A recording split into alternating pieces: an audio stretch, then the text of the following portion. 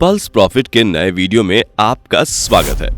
Hello दोस्तों, तो आज की वीडियो हम अपने देश के ऊपर बनाने वाले हैं, जो कि कुछ ही दिनों में हमारे देश ने कुछ ऐसा अचीव किया है जो कि पूरी दुनिया नहीं कर पाई है। जी हाँ दोस्तों, आप लोग सही सोच रहे हैं, मैं चंद्रयान 3 के बारे में बात कर रहा हूँ। उसने कैसी अपनी फतह हासिल की और चांद की सतह पर लैंड किया। लेकिन इससे पहले हमारे देश ने चंद्रयान 1 और चंद्रयान 2 को भी चांद पर भेजा है, तो हम कुछ इसके बारे में भी आपको वीडियो में बताएंगे, तो वीडियो में आगे बने रहें। चंद्रयान 1 भारतीय अंतरिक्ष अनुसंधान संगठन इसरो द्वारा विकसित किया गया था और यह भारत की पहली चांद के लिए मिशन था। इसके शुरू होने की तारीख 22 अक्टूबर 2008 थी और इसका मेन उद्देश्य चंद्रमा की सतह की जांच करना था। इसे सफल बनाने में मिस्टर जितेंद्र नाथ गोस्वामी का बहुत बड़ा हाथ था, क्योंकि वह इस मिशन के साइंटिस्ट थे। वैसे तो उसमें बहुत सारे साइंटिस्ट्स का हाथ था, लेकिन उन सभी के बॉस यही थे। चंद्रयान 1 भारतीय वैज्ञानिकों द्वारा बनाया गया था। इसके जरिए भारत ने टेक्नोलॉजी और तकनीक ज्ञान का प्रदर्शन किया था और इतने बड़े अंतरिक्ष में अपनी पहचान बनाई। इसे बनाने में भारत के सर्वश्रेष्ठ साइंटिस्ट की मदद लगी और इन्हें ढूंढने का काम इस मिशन के साइंटिस्ट ने किया। वह पूरे देश से चुन कर सबसे बेस्ट साइंटिस्ट को चुनकर अपने इस मिशन में काम करवाना चाहते थे, क्योंकि यह मिशन उनके लिए सब कुछ था और इस मिशन का सक्सेसफुल होना बहुत ही ज्यादा जरूरी था भारत के लिए, क्योंकि उससे टाइम सारे देश कोशिश कर रहे थे कि चांद पर वो जाएं और हमारे भारत देश ने पहले फतह हासिल की। इन साइंटिस्ट की मदद से हमारा भारत कामयाब हुआ और भारत का झंडा चांद पर लहराया। चंद्रयान 1 का मेन काम था चंद्रमा की सतह की जांच करना। यह मिशन चंद्रमा की सतह पर पानी की मौजूदगी और वहां पर जिंदगी की जांच करने का था। इस मिशन से हमारे भारत को बहुत ज्यादा फायदा होने वाला था। हालांकि इससे बहुत फायदा हुआ, क्योंकि हमने चांद पर सबसे पहले सैटेलाइट भेजा।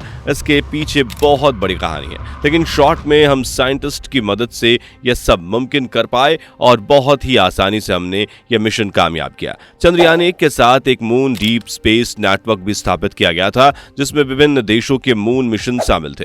इससे वैज्ञानिक जानकारी आपस में साझा की गई और अंतरिक्ष अनुसंधान में सहयोग का मार्ग दिखा। चंद्रयान 2 22 जुलाई 2019 को लॉन्च हुआ था from Satish Dhawan space centre, जो कि श्रीहरिकोटा पर स्थित है। चंद्रयान 2 को पूरा बनाने में टोटल 970 करोड़ रुपए लगे थे। चंद्रयान 2 का डिजाइन एक सक्सेसफुल बेस डिजाइन था, जो साइंटिस्ट ने सोच लिया था कि चंद्रयान 3 में भी इसी को यूज करेंगे। चंद्रयान 2 भारत का दूसरा मिशन था और यह भी हमारे इसरो के द्वारा ही पॉसिबल हुआ। इसरो मतलब इंडियन स्पेस रिसर्च ऑर्गेनाइजेशन। इस मिशन के लिए भारत बहुत से फंड्स का इंतजाम कर रहा था, लेकिन आखिर में वह फंड्स मिल गए। इस मिशन का मेन काम था कि चांद की दक्षिणी पोल की जांच करना और चांद पर अच्छे से लैंड करना। चंद्रयान 2 के साथ साथ अलग अलग प्रकार के उपग्रह भी थे।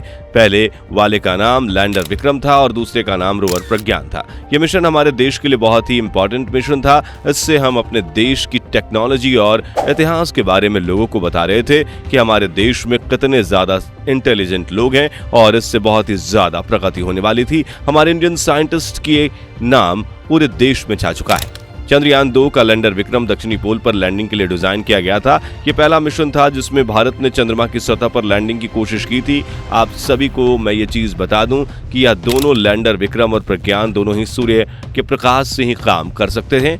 अंधेरे पर यह काम नहीं कर पाएंगे, इसलिए इनको चंद्रमा के ऑर्बिट में 14 दिन रहना पड़ता है, क्योंकि चंद्रमा में 14 दिन रात और 14 दिन सुबह होती है। विक्रम लैंडर ने लैंडिंग के समय दक्षिणी ध्रुव पर पहुंचने में सफलता प्राप्त नहीं की और यह एक समय के लिए संपर्क से खो गया। हालांकि चंद्रयान 2 ऑर्बिटर ने अपने कार्यों को सफलतापूर्वक जारी रखा और चंद्रमा की दक्षिणी पोल की जानकारी प्राप्त कर जस्ट टाइम उसका संपर्क हमारे स्पेस सेंटर से हटा तो सभी की धड़कनें तेज हो गई। कुछ समय के लिए तो लगा कि यह मिशन फुल हो गया।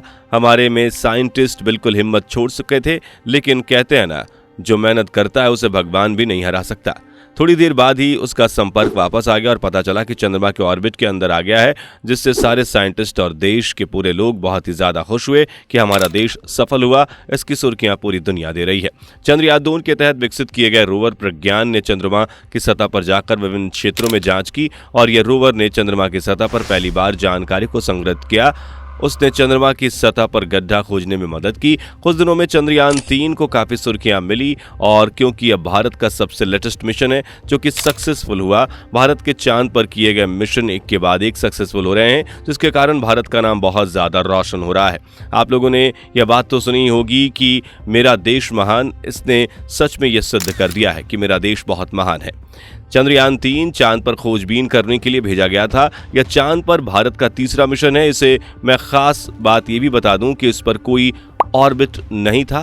कैसे चंद्रयान 2 पर यह ऑर्बिट थे। यह मिशन 14 जुलाई 2023 को चालू हुआ था और 5 अगस्त 2023 को चंद्रयान 3 स्पेस में एंट्री करता है और देखते ही देखते 23 जुलाई 2023 को चंद्रयान की लैंडिंग चांद पर हो जाती है।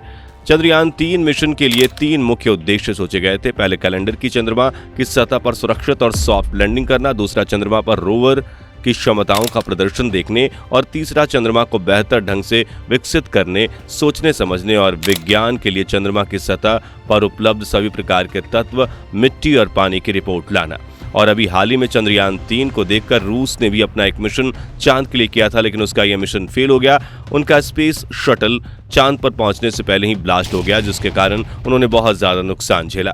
लेकिन उसी के कुछ टाइम बाद ही हमारे देश ने चांद पर जीत हासिल की और सब चीजों में सबसे अच्छी बात यह है कि जिस दिन चंद्रयान 3 चांद पर लैंड कर रहा था उस दिन हर एक देशवासी ने व्हाट्सएप, इंस्टाग्राम हर जगह स्टेटस लगाया था, जिसके कारण सब कुछ क्रश हो गया और एक रिकॉर्ड बन गया कि हर एक देशवासी के स्टेटस पर चंद्रयान 3 था। ऐसी वीडियोस देखने के लिए हमारे चैनल पल्स प्रॉफिट को जरूर सब्सक्राइब कर लें। नए हैं तो चैनल को सब्सक्राइब करना मत भूलिए और लाइक जरूर कीजिए, बेल आइकन दबा दें जिससे आपको वीडियो की नोटिफिकेशन मिलती रहेगी।